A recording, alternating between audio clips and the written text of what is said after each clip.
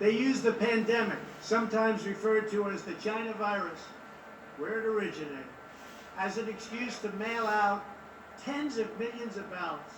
Dr. Fauci says all you bad people who celebrated Thanksgiving are responsible for the darkest days of the pandemic so far. But wait a minute.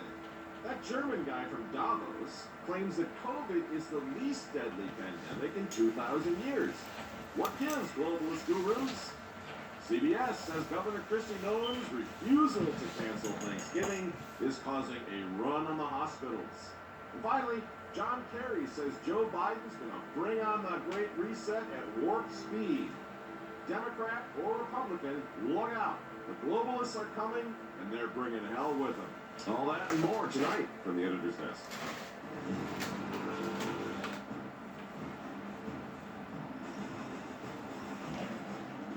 Of the Revenue newspaper. So here's the thing, a challenge tonight. Whether you're a Democrat, Republican, Libertarian, Independent, I wonder if it's still possible for Americans to have a conversation about what's going to happen to this country, I fear, in a very short period of time. And it's not just Joe Biden versus Donald Trump. It's not just Democrat versus Republican. I think we all know that. 2020 was the most bizarre year, is the most bizarre year that any of us have ever lived through. Maybe we've seen movies that remind us of what we're living through, but no one's ever seen anything like this. And we know it in our bones that something big is happening and is going to continue to happen. It's like as a nation right now, it's 1935 and we're all reading Mein Kampf. It's 1917, the Tsar has fallen and we're all reading the Communist Manifesto, but we don't realize what's coming. We have an inkling that we don't know yet. Now I've got neighbors, for example, speaking of Democrats, liberals, conservatives of the conversation, I got neighbors right now. Older folks, grew up on farms in Minnesota, and they still think the Democrat Party, for example, is not the party of death. They're not paying that much attention. They think it's all about, protecting, the interests of farmers and laborers and so forth. The way it was in the old days. They don't like Joe Biden any more than I do. Many of them didn't even vote for him. We're being disenfranchised from both parties, in other words, And similarly, I think many of you agree with me that there are Republicans in Washington, D.C. who hate Trump and who are just as much on the globalist, Team Soros ticket as Pope Francis and the rest of these wackos, And these conservatives, these rhinos, they have no time for anything we're doing here at the Remnant. They don't believe in any of it. They're not on our side. So I wonder if it's possible for all of us in the various camps to say, it's not quite as clear as it used to be. It's not black and white like it used to be. Right now, small businesses, small business owners, farmers, teachers, restaurant owners, families, you're all suffering.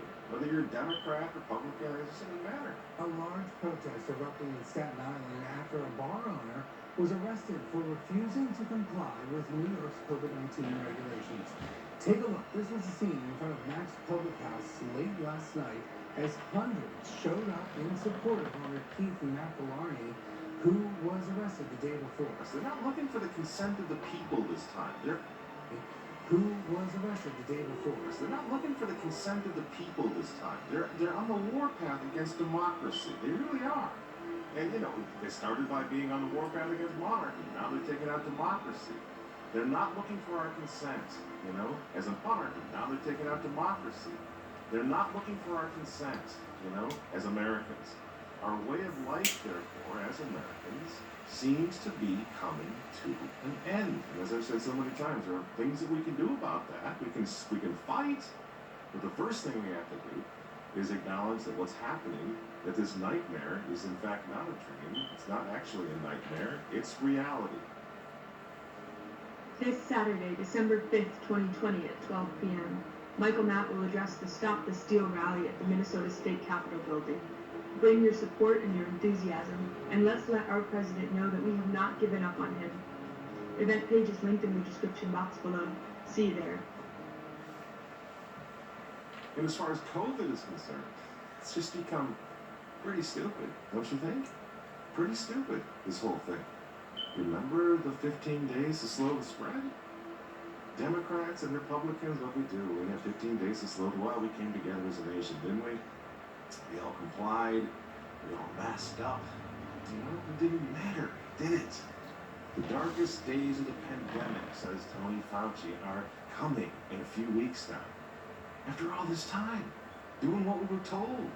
When's the last time you walked into a store and you didn't see everybody in there masked up? So if masks are going to save us, how come it didn't work?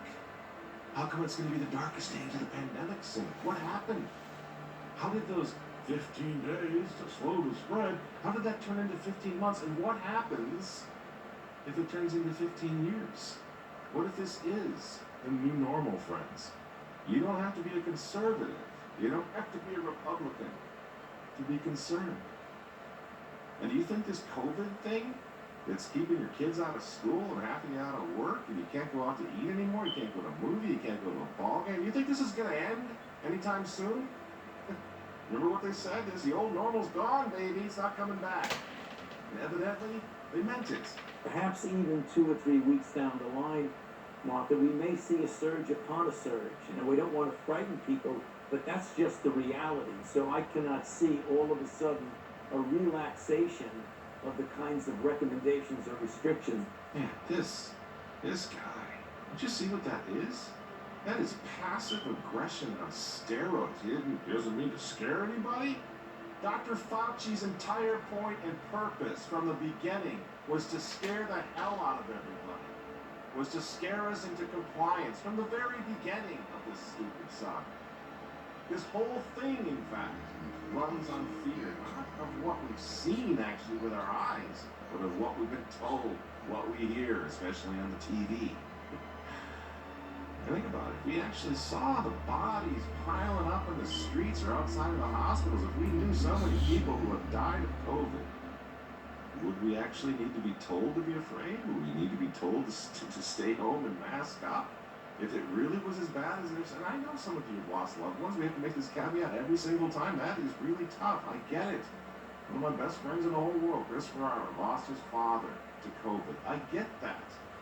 It doesn't mean we can continue down this road of absolute annihilation and destruction. You see? You know, what's happening to us? What is happening to us? Our enemies now are the neighbors and the friends we used to have, the folks at the store, are the enemy, the guy down at the little corner store where you get your gas and your candy bar is now the enemy, making sure that you have your mask on, making you ready for combat every time you walk into a convenience store. Who's doing this to us? And aren't you kind of worried about it, even if you're a Democrat? Doesn't it seem a little crazy that we're turning on each other? We are our own Gestapo now? Let me ask you a question. I have a video clip. Ask yourself, which person are you in this clip? The lady or the psycho stalking the lady in the store? Put her off! Get away from me! No! Get away Put your from me! mask on! I'm sorry, you can walk away from me right now, sir. Put your mask on! Get away from me, Put it please. on! Does it bother anybody else that she doesn't have to wear a mask that we all do? Just go away. Stay 6 feet away from me then. No! Get away from me. No! You don't care. Leave me alone. She Stay 6 feet away from me then. Get out of here. I know who you voted for. You see what's going on? When Nazis were goose-stepping around Europe, and the Soviet Union was imprisoning entire nations in their gulag, that was expensive. That's a huge operation. Why did the Soviet Union fall? Because it was expensive to try to turn the world into a prison. Guess what they've done now? They're turning us. We're turning our country into a gulag. We are our own guards now. We're the ones snitching and narking and spying on each other.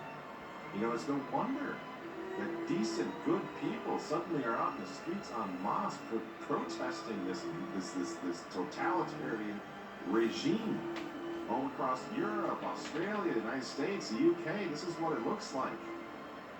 And why are they doing this? Because people are tired of being lied to. They're tired of the scary stories. They're tired of being treated like kindergartners.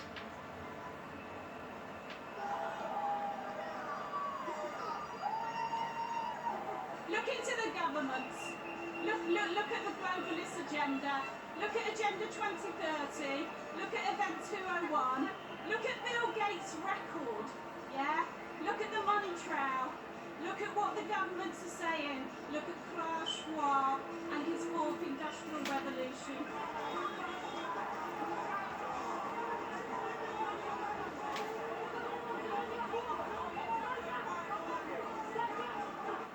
Oh, I know what you're gonna say. I know what you're gonna say.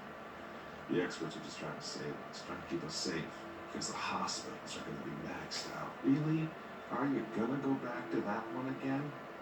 Do you remember in New York City when everybody was having a hard time with this thing and Donald Trump put ships up there in hospital, the Javits Center turned into a hospital, the beds were empty, they didn't need the ship, they sent it back. Remember? Didn't actually happen then, did it? And all I'm gonna tell you is the hospitals are gonna max out, everybody's gonna die. Right? So you can't have Thanksgiving, you can't have Christmas, and you're going to believe them?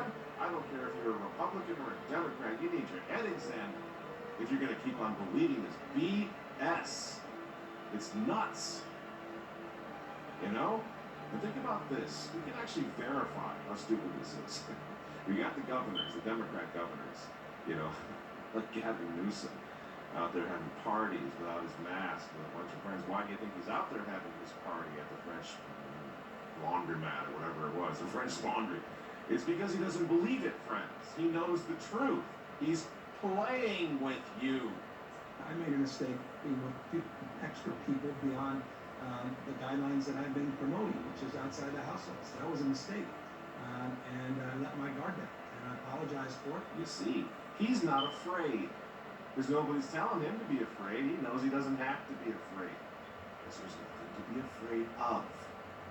And then you have the conservative governors, like Ron DeSantis down in Florida, great guy. Or, you know, our girl Kristi Noem, everybody's hero, and favorite for, you know, vice president maybe in 2024 out of South Dakota. Now, she's not worried. They're not worried. With DeSantis, no, they're not worried. But think about it, especially Kristi Noem. She's young. She's got a brilliant future. She's always on the short list now for a possible run for the White House. Now, why? Okay, friends, we can verify this using logic. Why would Kristi Noem, who's on the political ascendancy right now, according to everybody's book, right? Why she should be terrified that her political career is over if her policies are killing people. This answers itself. Her career is done. Why would she dig in on this? Knowing that these policies, according to CNN, are threatening the lives of millions of people. The hospitals are going to fill up, everybody's going to die, they're going to fall over in the street trying to get in the hospital. Why would she do this if it's true? We know it's not true, friends. You know, instead, Kristi Noem tweets out before Thanksgiving, she says, in South Dakota, we won't stop or discourage you from thanking God and spending time together this Thanksgiving with your family. And then, of course, the media, hellcats, freaked out, and they go on TV, they call her every name in the book for doing this, for letting her people go to Thanksgiving parties. And they warned that untold numbers of South Dakotans are now dying. They even trotted out a few frontline heroes who said, oh, we're dying, we can't handle it, we can't take it. You know, did all the theatrics, right? More hospital beds. So did Kristi Noem back not down? We'll throw her tweet up on the screen. She says, more misleading reporting from CBS. There are 547 people statewide in the hospital in South Dakota with COVID. That's less than 20% of those hospitalized. Nearly 40% of our beds are empty. Our doctors and nurses are doing an outstanding job taking care of those who need extra care. Outstanding job taking care of those who need extra care. Somebody's making sense again. We can't have that. Time for Dr. Fauci to ramp up the hysteria. Dr. Fauci saying that Americans must do their part to slow the spread in order to help overwhelmed hospital systems and also avoid future lockdowns. Thanks once again, Dr. Fauci. Seriously, you're doing a bang-up job, and we all really, really appreciate it. Now, here I have a simple question for you, though. Experts like you, Dr. Fauci, you can't even keep this thing from taking people down, alas, in nursing homes. Old people, you know, they're already in the nursing homes, so they're not well, right? They're in nursing homes. But you can't even protect them in the nursing homes, you know, where everybody's walking around in hazmat suits and what looks like astronaut suits, you know, the top grade, world-class, professional PPE. And folks, most people who are dying in nursing homes. So, you think your mask is going to save me or my grandma? But full-on PPE in nursing homes worn by professionals isn't enough to stop COVID. I don't get it. I'm confused. right? If we all could walk around like that with plexiglass underwear and hazmat suits and shields everywhere, that wouldn't, evidently, if we're looking at nursing homes, that wouldn't have any difference. So why are we supposed to be so convicted and convinced that that little cloth mask is going to save anybody's life? You think maybe they're playing with us? Well, I do. I do. I want to talk